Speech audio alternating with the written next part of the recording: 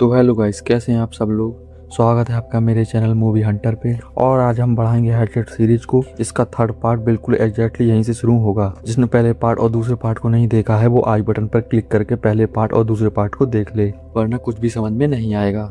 और जिन्होंने देख लिए हैं उनके लिए थर्ड पार्ट आ चुका है। तो चलिए जल्दी से मूवी स्टार्ट करते हैं।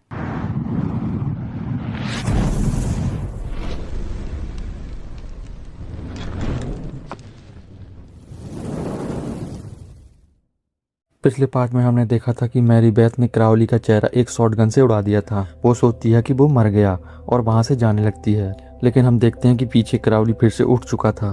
मैरी बेथ को वहां जॉन और बर्नन की लाश मिलती है, जिन्हें क्राउली ने चैनसॉ से काट दिया था।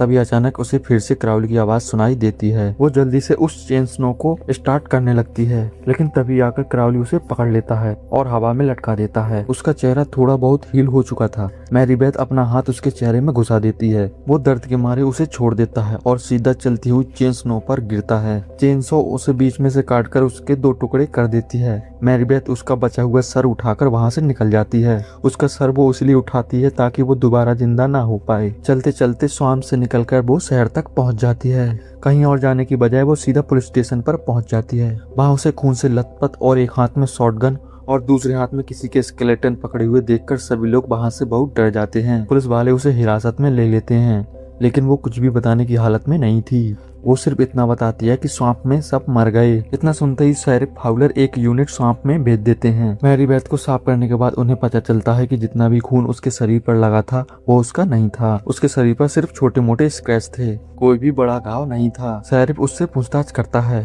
पिछले 2 दिनों में जो भी उसके साथ हुआ वो उसे सब कुछ बता देती है। शेरिफ को यह बात बिल्कुल भी हजम नहीं हो रही थी कि वहाँ 20-30 लोग मर गए, लेकिन वो सिर्फ एक छोटे मोटे स्क्रैच लेकर वहाँ से बच गई। वो उसकी विक्टर क्राउली वाली बात को बकवास बताता है, क्योंकि वो उसे ही किलर समझ रहा था। तभी दूसरा ऑफिसर उसे रेडियो पर कांटेक्ट करता है और बताता है कि स्वाम्प में एक पूरा मैसेकर हुआ पड़ा है। बड़ी बेरहमी से लोगों को मार रखा है और डेड बॉडीज देखकर पुलिस ऑफिसर उल्टियां कर रहे हैं। शेरिफ उसी वक्त विंसलो को स्टेशन का इंचार्ज बनाकर स्वाम्प के लिए निकल जाता है। तभी वहाँ शेरिफ की एक्स वाइफ अमेंडा आ जाती है। वो एक जर्नलिस्ट थी और विक्टर क्राउली के पीछे पागल थी। वो सालों से उसके ऊपर रिसर्च कर रही थी। वो किसी तरह से विंसलो को मना लेती है और मैरी बेथ से पूछताछ करने लगती है। मैरी बेथ उसे कुछ बताने के लिए तैयार नहीं थी। अमेंडा उसे बताती है कि इतने सारे लोगों के मर्डर केस में उसे फांसी की सजा होगी और सिर्फ वो ही उसे बचा सकती है।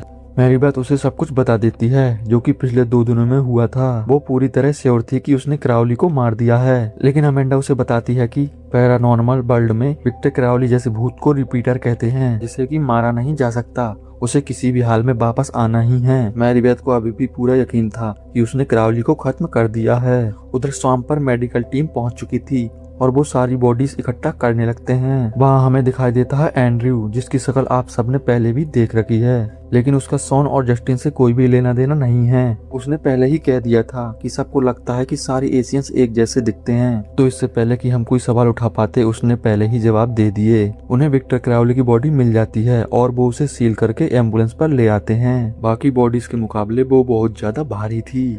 बॉडीज जमा करते करते उन्हें रात हो जाती है, लेकिन अभी भी सारी बॉडी उठा नहीं पाए थे। रैंडी आराम से एम्बुलेंस में अपना काम कर रहा था। उसे बिल्कुल भी अंदाजा नहीं था कि उसका काम अब खत्म होने वाला है। उसे कुछ आवाज सुनाई देती है और जैसे ही वो चेहरा घुमाता है, क्राउली शॉक देने वाली मशीन को उसके चेहरे पर लगाकर उसका चेहरा उड़ा देता है। शोर सुनकर हैमिल्टन वहाँ चेक करने आता है। तभी बोट में से क्राउली निकलता है और उसकी तरफ बढ़ने लगता है। वो पूरी बंदूक उसके ऊपर खाली कर देता है और वो नीचे गिर जाता है। हैमिल्टन सोचता है कि वो मर गया और तभी वो फिर से उठ जाता है। हैमिल्टन विंसलो से कांटेक्ट करता है, लेकिन कुछ भी बता पाने से पहले ही क्राउली उसे मार देता है। विंसलो को सिर्फ उसकी चीखें सुनाई देती हैं। यह सुनकर अमेंडा को पता चल जाता है कि क्राउली वापस आ चुका है और वो कहती है कि उसे पता है कि क्राउली कैसे मरेगा। वो विंसलो से मैरी बेथ को आजाद करने के लिए कहती है, लेकिन वह उसकी बात नहीं सुनता। उधर क्राउली एक एक करके पुलिस वाले और पैरामेडिक्स को मार रहा था। विंसलो उन सबकी चीखें सुन पा रहा था।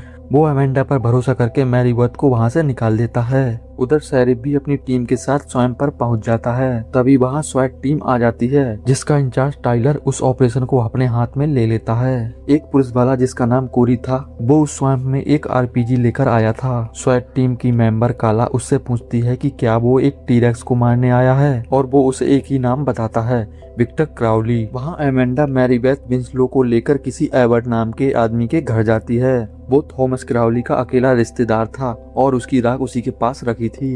एमेंडा का प्लान ये था कि क्राउली अपने डैड को ढूंढ रहा है, और अगर मैरीबेथ, जो कि सैमसन की बेटी है, वो अपने हाथों से उसके डैड की राख दे देगी तो वो वापस चला जाएगा। लेकिन उसके इस प्लान के लिए मैरीबेथ बिल्कुल भी राजी नहीं थी। वो तीनों एबर्ट के घर पहुंच जाते हैं। एमेंडा उससे थॉमस की राख मांगती है, लेकिन वो किसी भी हालत में उन्हें राख नहीं देता।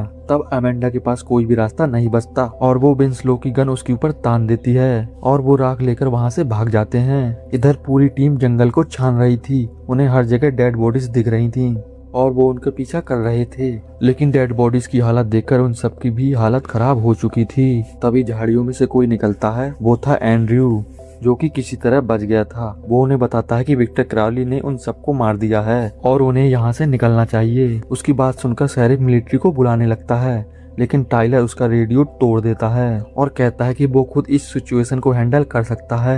अचानक झाड़ियों में से कुछ हरकत होती है और वो सब अंधाधुंध फायरिंग शुरू कर देते हैं। फायरिंग के बाद टाइलर आगे चेक करने जाता है और वहाँ उन्हें एक रकून मिलता है। तभी सामने से क्राउली की आवाज आती है और वो सब पीछे हटने लगते हैं। वो सब उसके घर पहुंच जाते हैं। वो सब एक एक कदम पूरी सावधानी से रख रहे थे। तभी क्राउली एक साइड से निकलता है और एक ऑफिसर को मार देता है। दूसरे ऑफिसर को वो हुक में फंसाकर अंदर खींचने लगता है। वो सब उसकी तरफ अच्छी खासी फायरिंग करते हैं, लेकिन वो फिर भी उसे खींच रहा था। शेरिफ आगे बढ़कर उसकी रस्सी काट देता है और उसे बचाने की कोशिश करता है, लेकिन क्राउली उसके मुंह में अपना हाथ देकर उसे अंदर खींच लेता है। वो सब पीछे हटकर दोबारा फायरिंग करने लगते हैं। टाइलर उसे चारों तरफ से घेरने का ऑर्डर देता है और जैसे ही वो सब अलग होते हैं, क्राउली एक एक करके सबको मारने लगता है। कई सारे ऑफिसर उसे पकड़कर मारने लगते हैं, लेकिन वो एक ही झटके में सबको पटक देता है।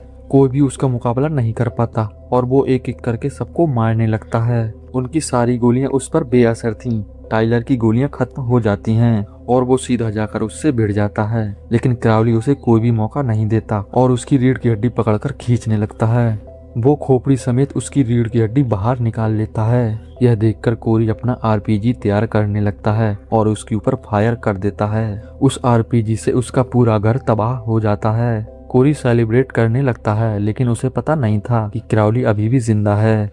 क्राउली उसके हाथ पैर उखाड़कर उसे भी मार देता है। मौका देखकर शेरिफ, एंड्रयू और मिकाइला एम्बुलेंस में जाकर खुद को अंदर लॉक कर लेते हैं। बोट के रेडियो से शेरिफ वहां मिलिट्री बुला लेता है। वो उन्हें बताता है कि यहाँ बहुत सारे गनमैन ने उन पर हमला कर दिया है, क्योंकि अगर वो यह कहता कि विक्टर क्राउली ने उन पर हमला कर दिया है तो मिलिट्री भेजना तो बहुत दूर की बात है। वो उनके लिए एक सिक्योरिटी गार्ड भी नहीं भेजते। हमें एक और पैरामेडिक टीम का आदमी दिखाया जाता है, जो कि अभी तक किसी तरह बचा हुआ था। वो एक बोट तक पहुंच जाता है और बोट पर बैन पड़ा था, जो कि अभी तक जिंदा था। आपको याद ही होगा कि पहले पार्ट में क्राउली ने इसका हाथ उखाड़ लिया था। अब तीसरे पार्ट में हमें पता चला कि वो अभी तक जिंदा है। वो उस आदमी से मदद मांगता है। तभी क्राउली सीधा उसके माथे पे हैचेट मारता है और वो मर जाता है। राइटर की सोच कितनी जबरदस्त है। अगर सीरीज के हिसाब से देखें तो अभी 2 ही दिन हुए थे उसे बोट पर पड़े हुए, लेकिन असल में 7 साल हो चुके थे जब यह मूवी आई। तो बहुत ही स्मार्ट सोच राइटर की, हमें 3 दिनों में जोड़े रखने के लिए। राइटर की जितनी तारीफ की जाए उतनी कम है। बैन को मारने के बाद क्राउली उस आदमी की तरफ बढ़ने लगता है, लेकिन उससे पहले एक एलिगेटर उसका पैर पकड़कर खा जाता है। उधर वो तीनों खुद को उस बोट में सेफ समझ रहे थे। तभी क्राउली अपनी बेल्ट सैंडर से उसे काटने लगता है। इस बेल्ट सैंडर का यूज उसने